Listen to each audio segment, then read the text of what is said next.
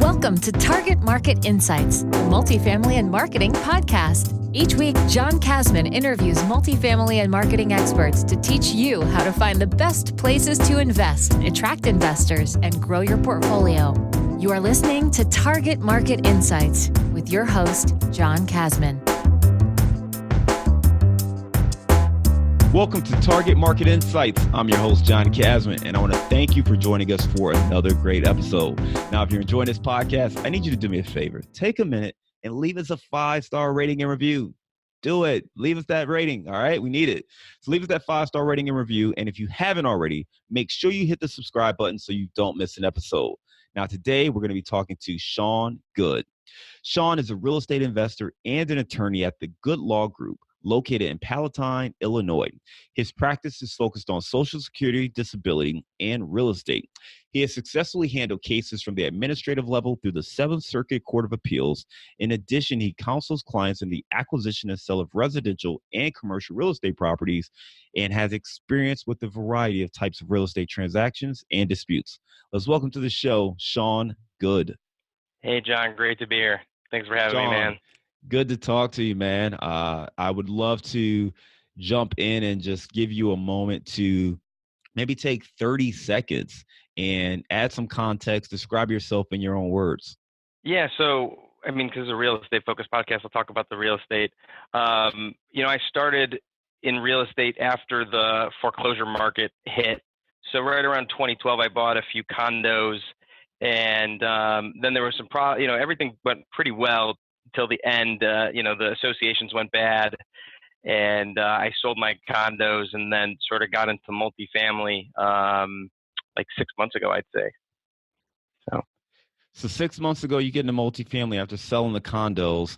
I want to come into that, but I want to start with kind of the attorney side of the business, right? So you practice law, you do a lot on kind of the Social Security side, but you also do some real estate law as far as helping with residential and commercial transactions. Can you just talk to us a little bit about how you got involved or how you started getting into practicing law from a real estate perspective? Yeah, so someone really just stumbled into my office from downstairs in the Keller Williams office, and they said, hey, we got this dispute. Can you try to settle this? And I was like, sure. So we settled that dispute, and then I started doing closings for him, and he was like a top producer downstairs. And then, I met some other people in the office and said, this is actually a pretty good gig. People walk away pretty happy in these transactions, whereas a Social Security case, people are typically not physically and mentally well, no matter what the outcome is. So it was kind of the opposite of the rest of what I do. And, I've always been interested in real estate even before people came to me for real estate transactions. So I just thought it was a great fit. So someone stumbled into your office, said, hey, we got this case. Can you help us? And that's really how you ended up taking on these kind of transactions. 100%. So, and let me preface this with the managing broker downstairs at Keller Williams, 6 floors below me, was a friend of my dad. So we know litigation, and my dad used to do real estate. So it wasn't something, that was out of our purview. But it definitely became a more consistent thing basically the day after that settled.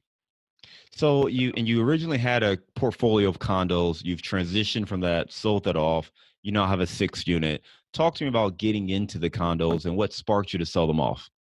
Yeah, so I actually just, I'm pretty young. I'm 28. So I had 2 condos, and there was a gentleman who was the president of the association and owner of, I don't know if it was 200 or 300 of the 400 units. And he, got in a lot of trouble. He's actually in prison right now for mortgage fraud. And, he was setting up companies, and his daughters and his sons were, repairing the roof while they weren't actually repairing the roof.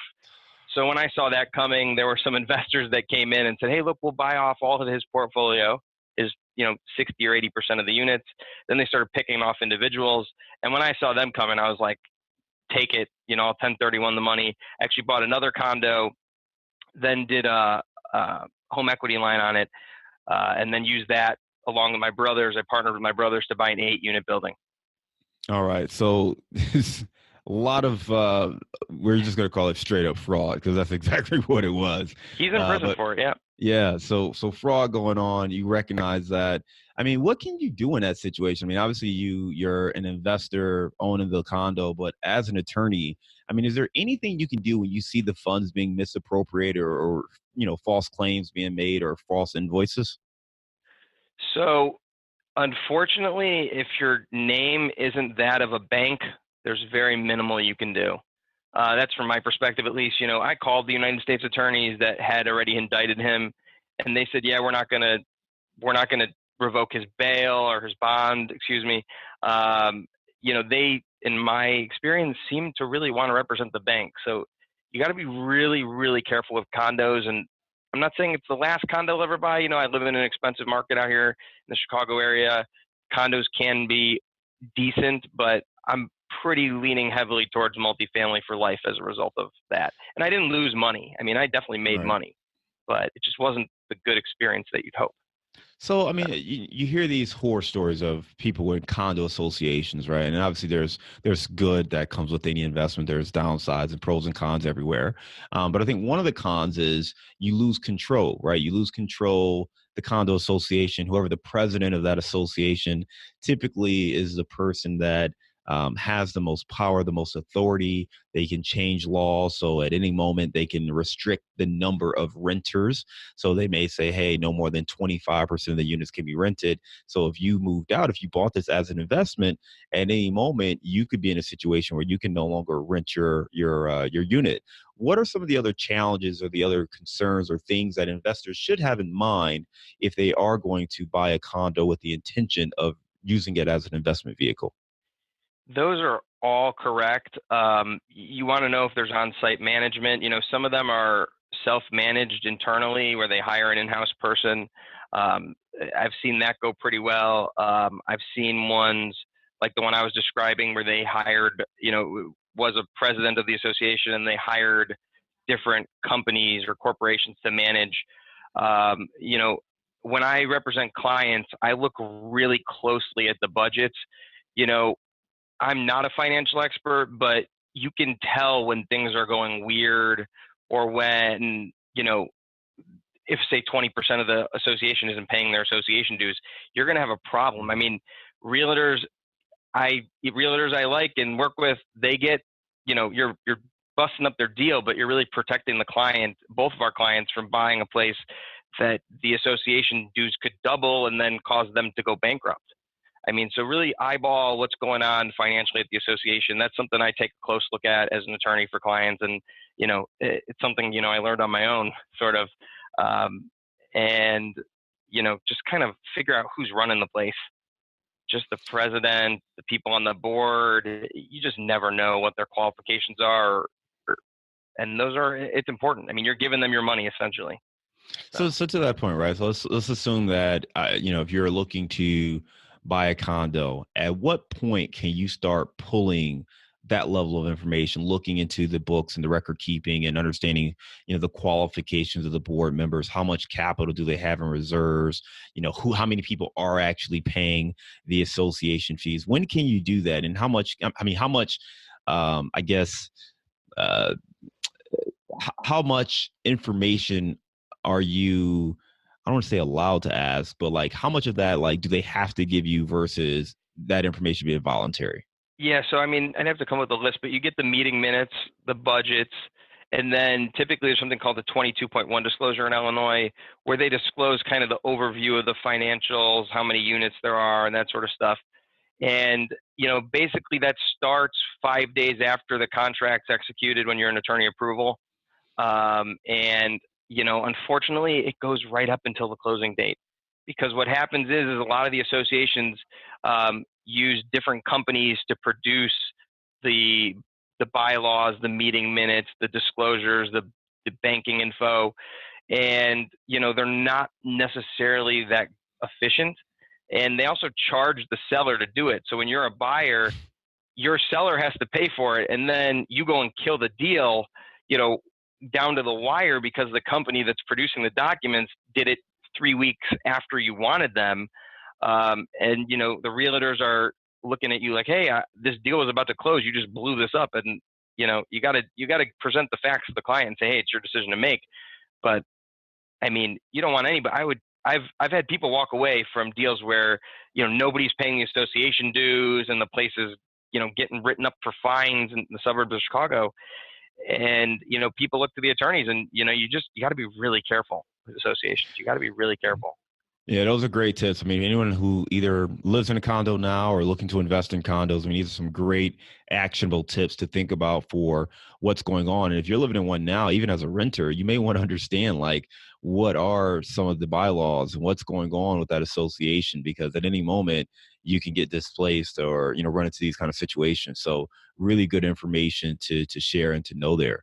Shawn, I want to talk about, you mentioned that you and your brother decided to partner up. You did a 1031 exchange, and you bought the 8-unit building. Let's talk about the location first and foremost. Where exactly did you buy this 8-unit building, and why did you decide to go kind of 8-unit, that commercial route, versus say a 2 to 4 unit? Well, this it sort of fell in our lap, this deal.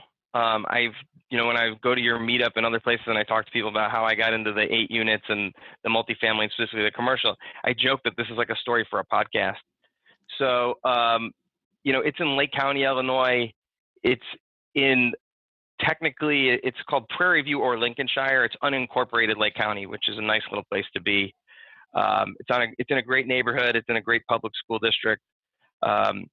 And basically the story is that a friend that I grew up with and used to go running with after, I think it was in college or at the beginning of law school, said, I told him I was interested in real estate. That's when I was starting to do condos. And, I still do some of the work myself, but back then I was doing all of the work myself, painting, everything. So he knew what I was doing and he said, oh yeah, my grandma's got this 8 flat. And I was like, really? Well, when she's ready to sell, let me know. And that was like 7 years ago. And he called me like in August or sometime this summer, I think July, and said, hey, my grandma's ready to sell. Are you interested? And I'm like, oh yeah, set me up with whoever in your family is dealing with this. His grandma's 90. Actually saw him at my 10-year high school reunion last week. He's a good friend of mine. So that's how we got into the 8. I've been eyeballing 4s and 3s. I mean, I would have done a 3, 4, 5, but this one just came about at the right time.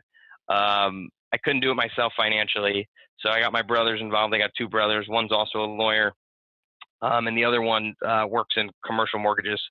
So he's the math guy for us. I know a little bit. I can ask him enough questions to make sure we're all comfortable. But yeah, I let him do the underwriting. I mean, that he's an underwriter. So. Are you guys self-managing? Yep. For now. I don't know what the critical mass is going to be where we stop that. But right now I self-manage. My office is 15 minutes away. When we get new tenants, I make them come into my office. We sign the lease here. I scan it. I send it back to them. I read a great book on property management, and in the book it said, if you can get your tenants to go to your attorney's office for the signing of the lease, it really, makes them, not nervous, but understand how serious you are. So it's kind of a benefit. My office is 50 minutes away. I'm an attorney, and we bring everybody in here, and they get how serious we are. I've never evicted anybody, and everything's going pretty good. No, that's a great tip there, man, because just think about it from a standpoint of, hey, let's go to the attorney's office, let's sign.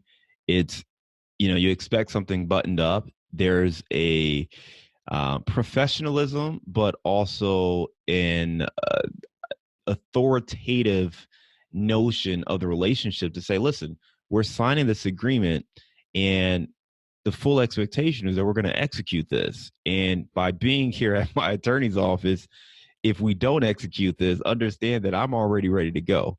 So, it's kind of, it kind of lays the law and kind of lays the ground. It's not necessarily in a negative or a negative connotation. It's just simply stating that we're entering into an agreement, and I fully expect both parties to execute and uphold both sides of the agreement, right? Versus, something that is a little more, loose, where maybe they think they can get away with different things. I think you're kind of setting the tone up front from the moment they sign that document. So I think that's a really great tip there.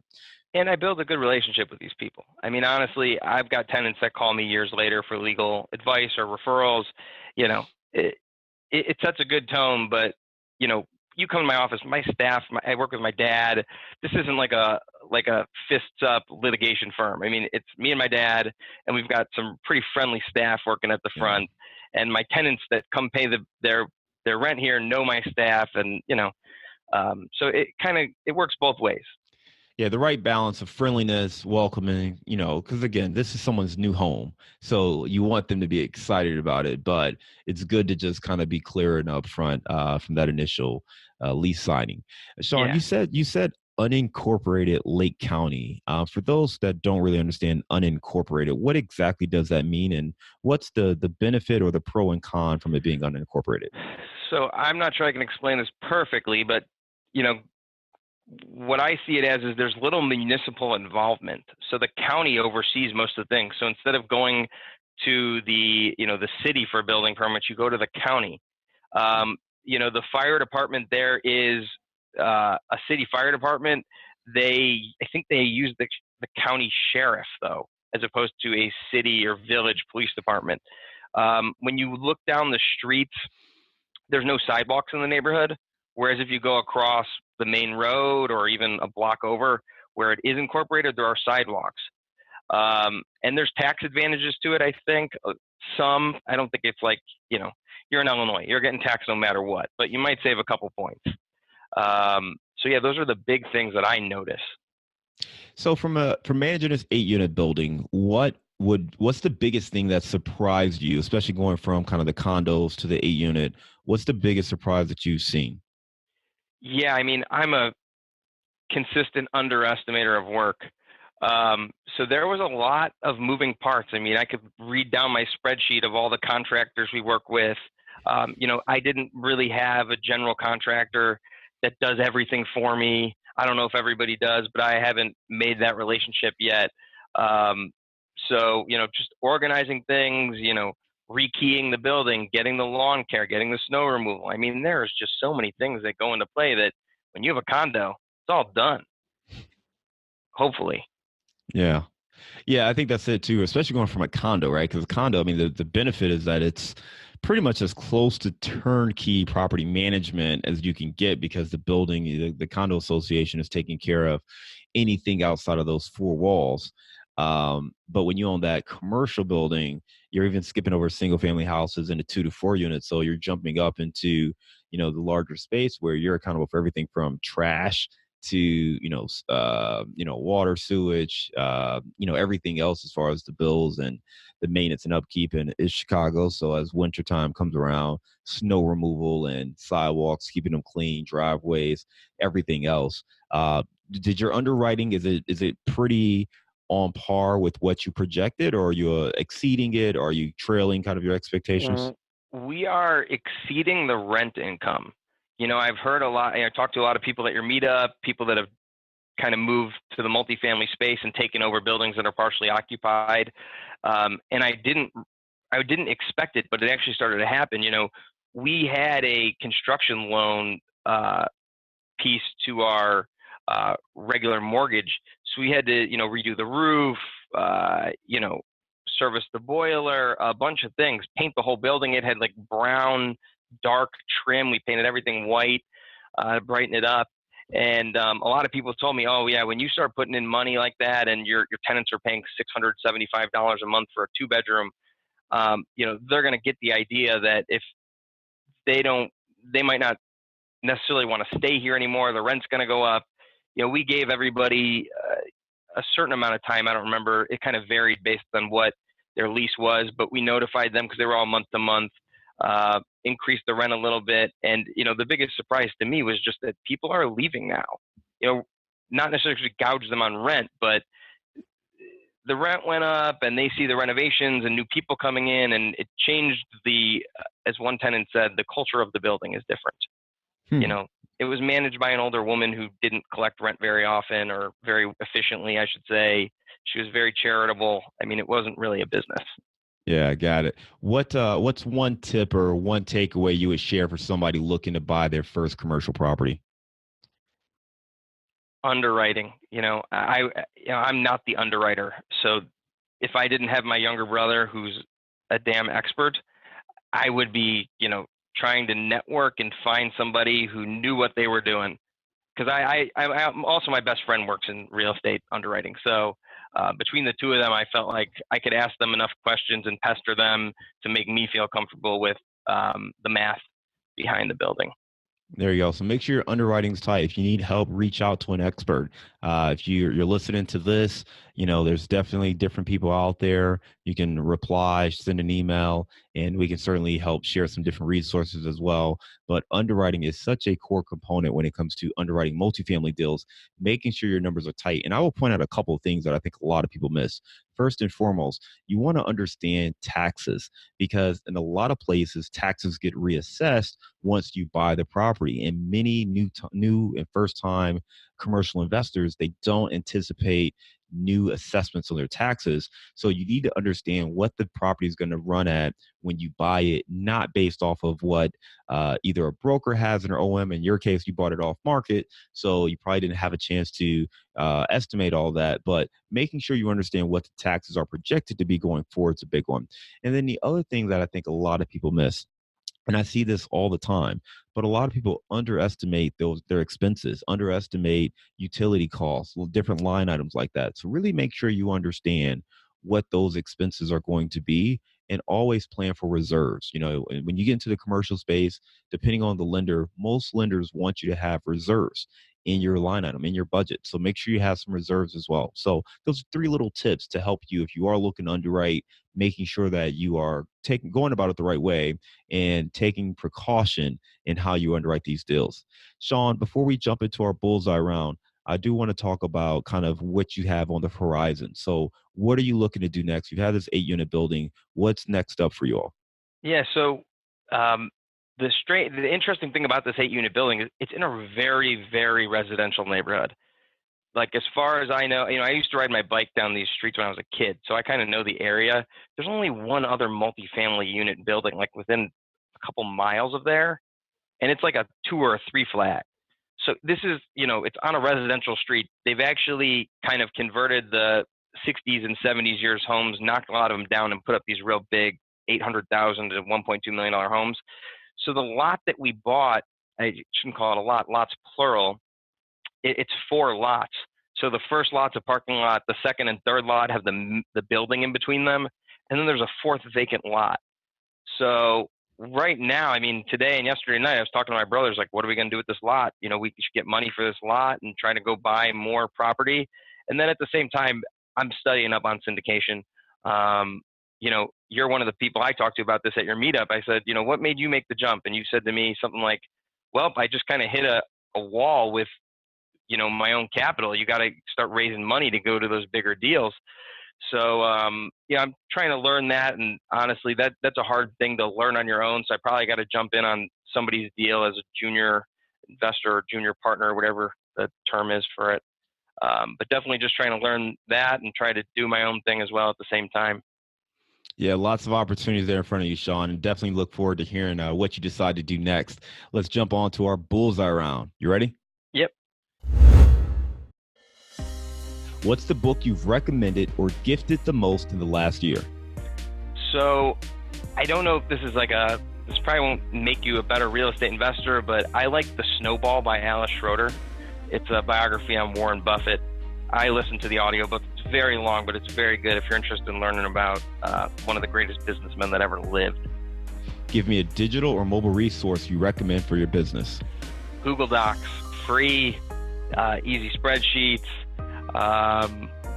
There's a bunch of stuff you can do with Google Docs, especially the sharing component. If you're working with multiple people, just the ability to, for us, we share our contractors list. I'm the guy who manages, but if I'm not available, my brothers know who to call for the locksmith, or, just having that ability to share this stuff for free is awesome.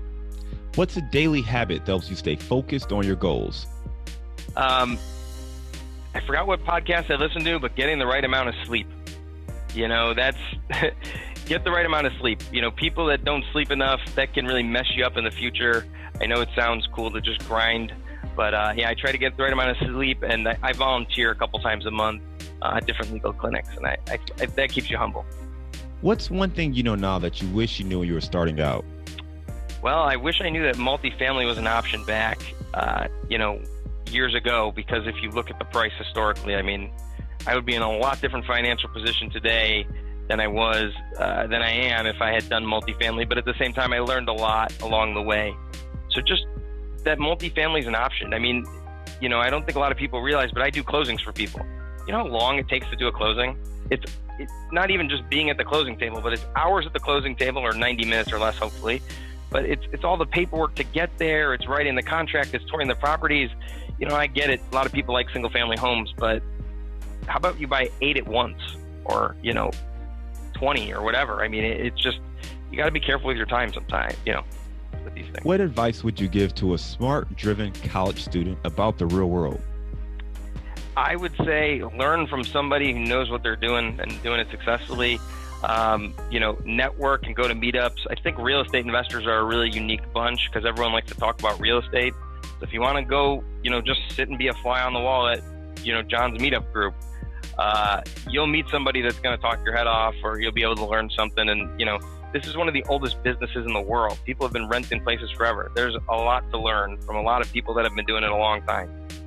What are you curious about right now? Syndication, how it's structured and raising the money. I read Joe Fairless's book. I can't remember the title right now. I know you mentioned ever it. Apartment syndication book. Yeah, right when I opened the book, your name was one of the testimonials. I was like, oh, wow. So yeah, I've read that, and you know, that's a good overview, I think.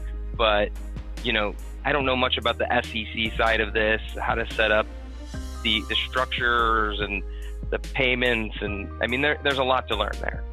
Definitely a lot to learn. I mean, there's so much to apartment syndication, but it's a great business if you can get into it. And that's a phenomenal book. I told Joe personally that if he would have wrote that book a couple of years earlier, I probably would have just bought the book and been on my way. But I'm glad that we've built a relationship and that book is out there. And it's a great blueprint. I mean, anyone who's interested in apartment syndication should absolutely read that book. There's a ton of very great, valuable information that Joe put in there. A couple other things. One, you're in Chicago. You got to give me the best place to grab a bite. All right, I'm going to give you a hole in the wall. All right. So I live in Norwood Park, which is the far, far north side, right near O'Hare Airport. And I love Mexican food. So there's a place called Tuxpan in Jefferson Park, Tuxpan. It's Mexican food. It's a real hole in the wall in a strip mall.